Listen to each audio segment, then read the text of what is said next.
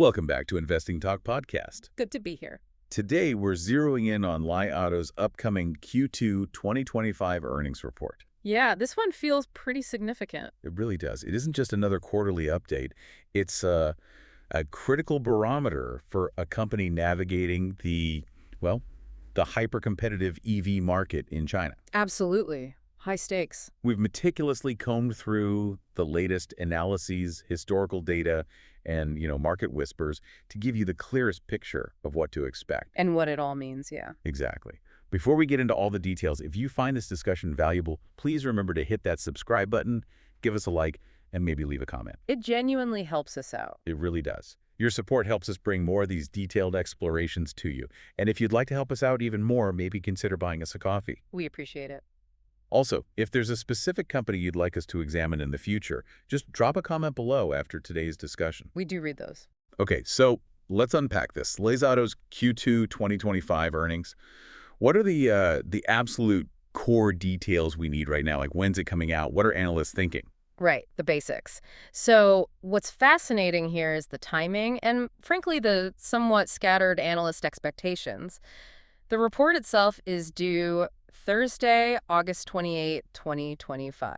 Okay, Thursday, before market open. Yeah, before the market opens. And then there's usually that earnings conference call scheduled for 8:00 a.m. U.S. Eastern Time. Right, where management adds the color. Exactly. That's where you often get the real feel for the numbers beyond just the print.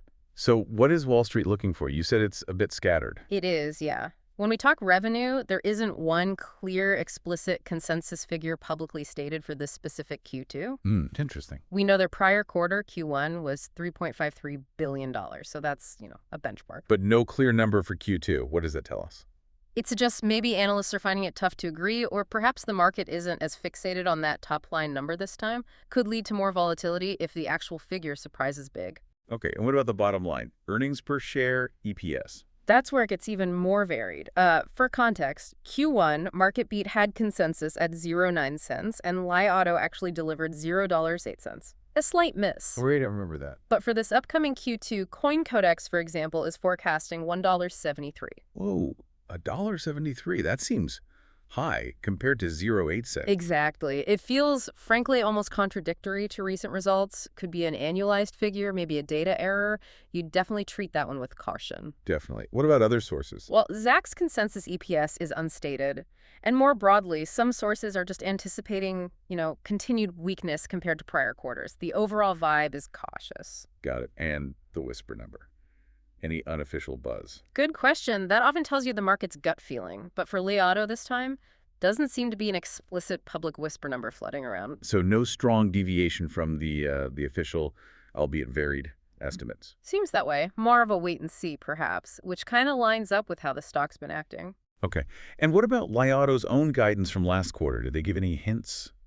Not really detailed quantitative guidance, no. Instead, their comments really focused on navigating these challenging industry conditions. Okay. And they emphasized a commitment to managing margin resilience. Margin resilience, that sounds key. It's a critical signal. It suggests they know profitability is under pressure, and they're prioritizing it, maybe not just chasing volume blindly. That gives us a good sense of the setup. Cautious tone, mixed signals on estimates.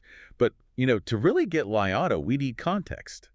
How has their past performance looked? Does history offer any clues here? Yeah, looking back is crucial. And Li Auto's historical earnings performance, it's been, pretty mixed. Mixed how? It really highlights the volatility in this whole EV sector over there. If you look at the last 4 quarters, there's a bit of a pattern. They've often managed to beat on revenue estimates. Okay, top line beat. But they frequently missed on the EPS targets. Ah, so the profitability struggle isn't new. Not at all. Take Q1 2025, the last one. EPS came in at $0.08, just a penny short of the $1.09 consensus. But they did beat on revenue. And the market reaction. Mildly negative at first because of that EPS miss. The revenue beat maybe put a bit of a floor under it, stopped it falling further. So even a revenue beat isn't enough if the earnings miss? Especially in China's EV market right now, it seems profitability is really what investors are laser focused on, and it's just harder to achieve. What about the quarters before that? Similar story? Pretty much. Q4 2024, likely a small beat on revenue. EPS probably near consensus. Q3 2024 had an EPS of 52 cents. We lacked the specific surprise data. Q2 2024 also showed this mixed execution. That's a pattern is. Beat revenue sometimes, struggle with EPS consistency. Exactly. And historically, the stock reaction follows that. Muted to modest downside on misses, especially EPS misses. You really only see significant price strength if they deliver substantial beats across the board. And the underlying trends in those metrics, revenue growth, margins. Revenue growth has definitely slowed down. It was still up year over year last quarter, plus 1.1%, but that's a clear deceleration. Okay. But the bigger story, really, is margins. They are clearly under severe pressure. The squeeze you mentioned. Precisely. It's the defining battleground for everyone in China's EV space. Aggressive price cuts are rampant. Yeah. And the absolute profitability trend, looking at EPS, it's been erratic. It directly reflects these huge sector headwinds. So margin pressure, slowing growth. Yeah. It really does sound like they're caught in a vice. Does this force them into a choice? Market share versus profitability, and what external factors are really driving this? That is the absolute core dilemma. And the external forces, they're formidable. During this last quarter, Q2, Li Auto didn't actually announce any major new product launches. Which could have been a catalyst. Right. But they have been sort of quietly expanding their delivery network and making minor upgrades to their vehicle tech. So still executing, just maybe not making huge splashes. Okay. But the bigger picture. The bigger picture is dominated by sector and macro trends. You've got incredibly fierce competition in China's EV market. Like BYD. Exactly. Companies like BYD have been super aggressive with price cuts, forcing everyone else, Li Auto included, to respond. That just crushes margins. And consumer demand. Still some uncertainty there. People are maybe just a bit more cautious about buying big-ticket items like cars right now. Makes sense. Any positives? Well, supply chains have mostly normalized, which helps production.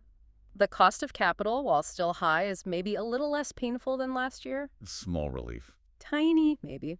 And then there are EV subsidies, which are always a moving target in different regions in China. They can sway things. What are analysts saying lately? Any big upgrades or downgrades? Interestingly, no. No large-scale analyst rating changes reported recently. The general commentary is just consistently cautious. Everyone keeps pointing to margin compression as the big risk for the whole sector. So a shared concern across the board. It really emphasizes how tough that environment is. Okay, so if they're facing all these headwinds, and talking about the margin resilience, how is the market actually positioning itself for this earnings release? What's the stock price doing? What's the options market telling us? Good question. Looking at the technicals, the stock's behavior leading up to earnings, it's been trading broadly sideways, maybe modestly lower recently. So no big run-up or sell-off? No, more like consolidation, like it's just waiting. Suggests indecision in the market, no strong directional bet being placed just yet. Okay, and the options market usually tells a story about expected volatility. Exactly. And here, the volume is pretty balanced between calls and puts. So again, no overwhelming directional bet there either. But I sense a butt coming. But there is elevated open interest in the weekly straddles. Straddles, buying a call and a put. Betting on a big move, right? Yeah. Direction, unimportant. Precisely. You're betting on volatility itself. High open interest there suggests the options market is pricing in heightened event risk. They expect a significant reaction up or down to the earnings news. How big a move are they expecting? Looking at the implied volatility derived from those option prices, it suggests the market is bracing for something like plus or minus 8% to 12% move on earnings day. Wow. That's substantial. Is that typical for Li Auto? It's generally in line with past earnings moves for them and for their peers in the sector. So while it's a big expected move, it's not necessarily out of the ordinary for this kind of stock around earnings. The market's just anticipating potential fireworks. Okay, so the stage is set. Cautious sentiment, mixed history, tough environment, market expecting a significant move. What are the potential ways this could play out after the report drops? What's the bull case versus the bear case? Right, let's game it out. The bullish scenario, the home run for investors, would be a clear beat and raise. Meaning both EPS and revenue come in solidly above those consensus estimates, whatever they finally crystallize into. But crucially, it's not just the backward look. Management also needs to provide guidance that significantly boosts expectations for deliveries in the second half of 2025. Showing momentum is back. Exactly. And alongside that, they need to show proof of that margin resilience they talked about. Evidence they're navigating the price wars effectively. Any other bullish signs? Yeah, any signal that Light Auto is actually gaining market share against competitors, especially if it seems linked to better costs or tech advantages, that would be a really strong positive. Okay, that's the dream scenario. What about the nightmare? The bearish case? The bearish outcome would likely involve a miss on either revenue or EPS, maybe both. Okay. And it gets worse if that miss is accompanied by weak forward commentary from management, guiding down, signaling more struggles ahead. What else? If we see further margin compression and it looks like it's because they had to cut prices aggressively just to keep up, that's very negative. A sign they're losing the pricing battle. Right. Also, watch out for accelerating operating costs without matching revenue growth, or just clear signs that consumer demand is softening for their specific models. That points to deeper issues. So, lots to watch. Yeah. But if you had to pick one key metric, the absolute must-watch number. It has to be the vehicle delivery growth rate. That and the forward guidance around it. Deliveries. Why is that the absolute key? Because investors will scrutinize those delivery volumes. They're the most direct proxy we have for both underlying consumer demand for Li Auto's cars and their market share trajectory, it tells you. Are they selling more cars? Are they winning or losing ground? Got it. Deliveries are king. Okay, let's try and synthesize all of this. We've got the history, the estimates, the market backdrop, the options view, the scenarios. What's the overall leaning heading into this report? And what should investors be thinking about strategically? Okay, pulling it all together.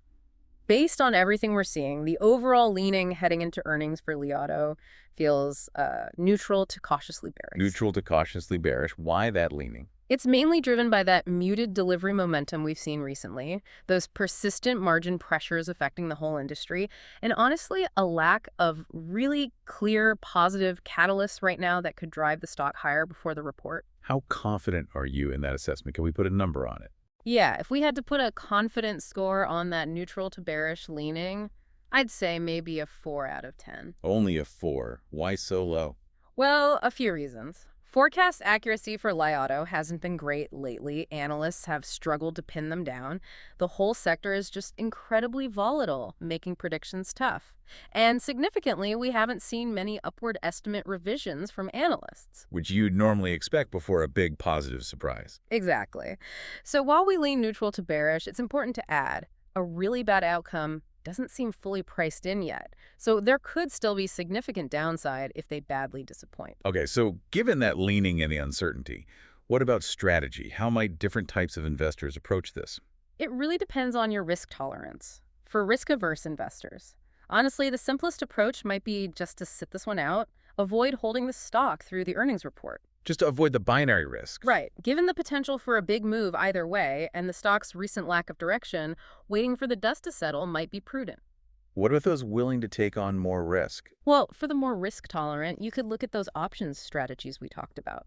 A short-dated straddle or strangle could play on that high implied volatility, aiming to profit from a big move regardless of direction. For a directional bet. Or if you lean bearish yourself, maybe a small speculative put position to express that view, understanding the risks involved. And for the long-term investors, people thinking beyond this single quarter. For them, the preference would likely be patience.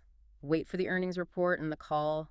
Get better visibility on those key trends, deliveries, margins before deciding whether to initiate or add to a position. Let the short-term noise die down. Makes sense. Get more clarity before committing long-term capital. That's a really thorough look at Li Auto's upcoming earnings. It brings up a bigger question for me, though. Thinking beyond this report, given everything we've discussed, the fierce competition, the margin squeeze in China, how do you see Li Auto balancing that critical act between chasing market share and defending profitability over the next few quarters? Where do you think their strategy needs to go? That's the multi-billion-dollar question, isn't it? Can they find that sweet spot? Or will they be forced to sacrifice one for the other? This report might give us some clues, but it's going to be an ongoing story to watch. It certainly is. Definitely something to keep a close eye on. Thank you for joining us for this detailed exploration today. My pleasure. We really appreciate you tuning in, everyone, and we look forward to bringing you more insights very soon.